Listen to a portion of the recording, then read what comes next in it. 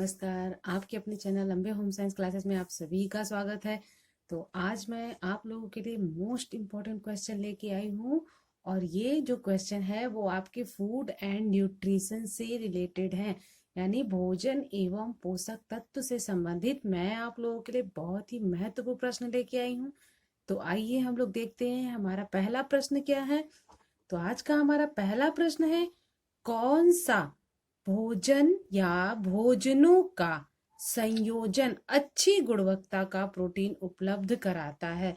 तो कौन सा ऐसा भोजन है जो हमें अच्छे प्रोटीन की गुणवत्ता उपलब्ध कराता है। तो आप सब लोग जानते हैं कि दाल में बहुत ज्यादा प्रोटीन पाया जाता है।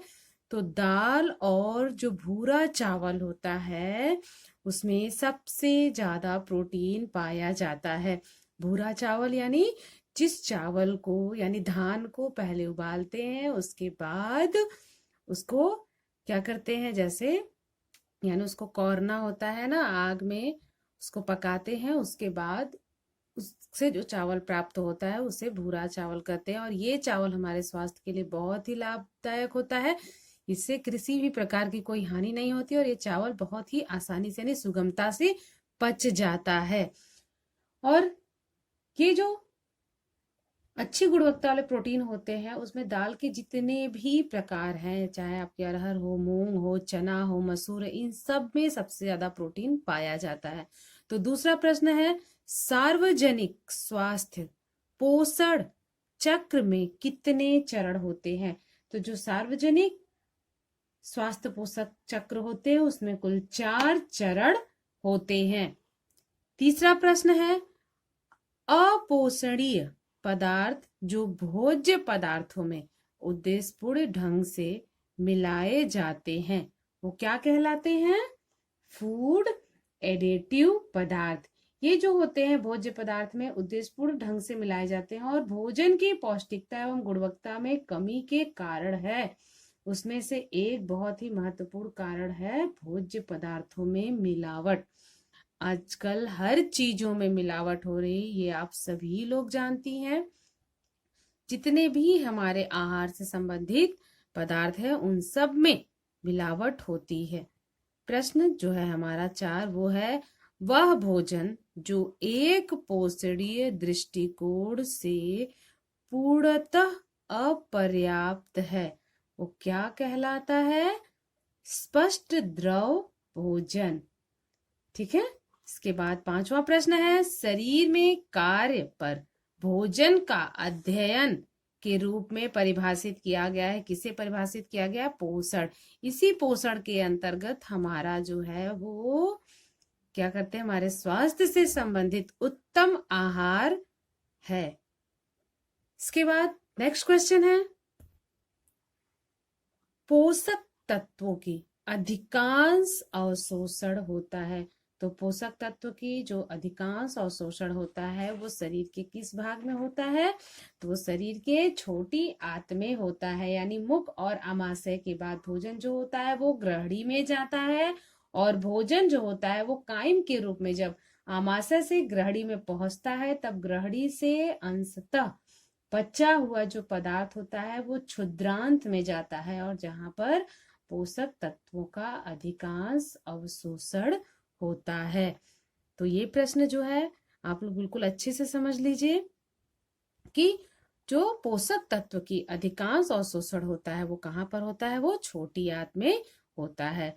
प्रश्न नंबर 7 है, बच्चों के शारीरिक विकास में सबसे महत्वपूर्ण कारक है वो क्या है? पोषण। अगर बच्चों के शारीरिक विकास में पोषण उत्तम नहीं है तो उनका शारीरिक विकास अच्छी से नहीं होता है। पोषक तत्वों की आवश्यकता बच्चों में वयस्क से अधिक होती है क्योंकि उनका जो शरीर होता है वो विकास कर रहा होता है तथा उसके विकास और उचित ग्रोथ के लिए पर्याप्त पोषण जरूरी होता है।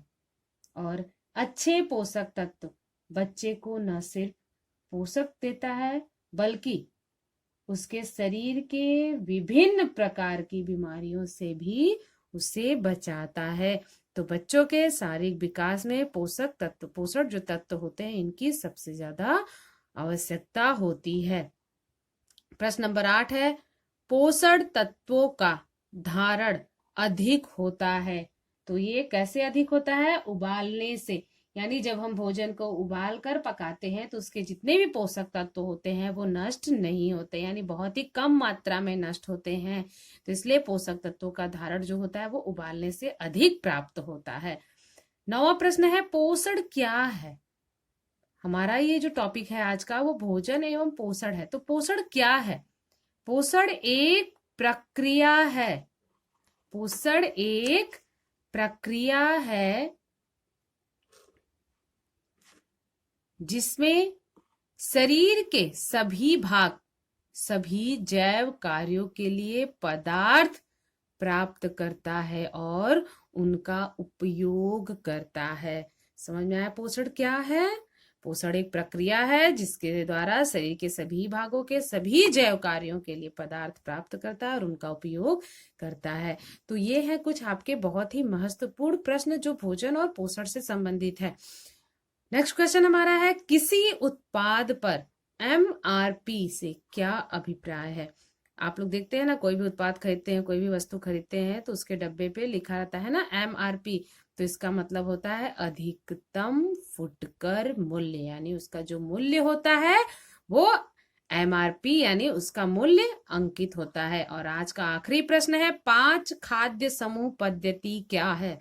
तो 5 खाद्य समूह पद्धति है। पहला है खाद्य अनाज एवं उत्पाद, दूसरा है दालें एवं फलियां, तीसरा है दूध एवं दूध उत्पाद, चौथा है फल एवं सब्जियां और पांचवा है वसा एवं चीनी। तो ये प्रक्रिया बिल्कुल ऐसे ही होनी चाहिए, प्रक्रिया उल्टी नहीं होनी चाहिए। पहला जो है वो खाद्य और अनाज ही उसमें आते हैं, दूसरे में दाल आते हैं, तीसरा दूध, चौथे में फल सब्जी और पांचवे में वसा एवं चीनी। तो ये है आपके बहुत ही महत्वपूर्ण प्रश्न।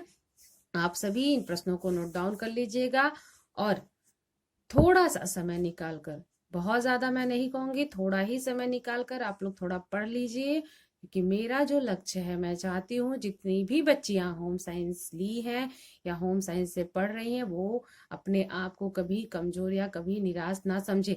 वो भी अच्छी स्टूडेंट है, बाकी जो साइंस पढ़ने वाले हैं या और भी सब्जेक्ट लेके पढ़ने वाले बच्चे हैं उनकी अपेक्षा वो बहुत ही अच्छी हैं।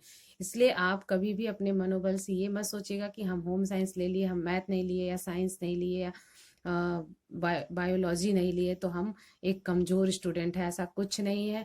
आपका जो होम साइंस सब्जेक्ट है वो भी आपको उसी मंजिल तक पहुंचाएगी जो साइंस का बच्चा लेके पहुंचेगा।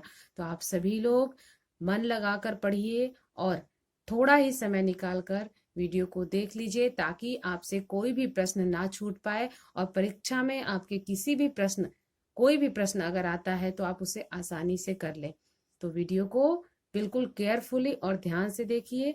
आप कोई भी कार्य करते रहिए या घर के किसी भी कार्य को कर रही हैं तो थोड़ा ही समय निकाल कर अपने मोबाइल चालू करके रख दीजिए, जिससे कि आप कम से कम सुन तो सकती हैं, क्योंकि सुनना भी हमारे लिए बहुत ही महत्वपूर्ण होता है। सुनी हुई बात भी हमें बहुत याद रहती है। तो आप सभी को बहुत बहुत धन्यवाद वीडियो देखने के लिए। नमस्कार।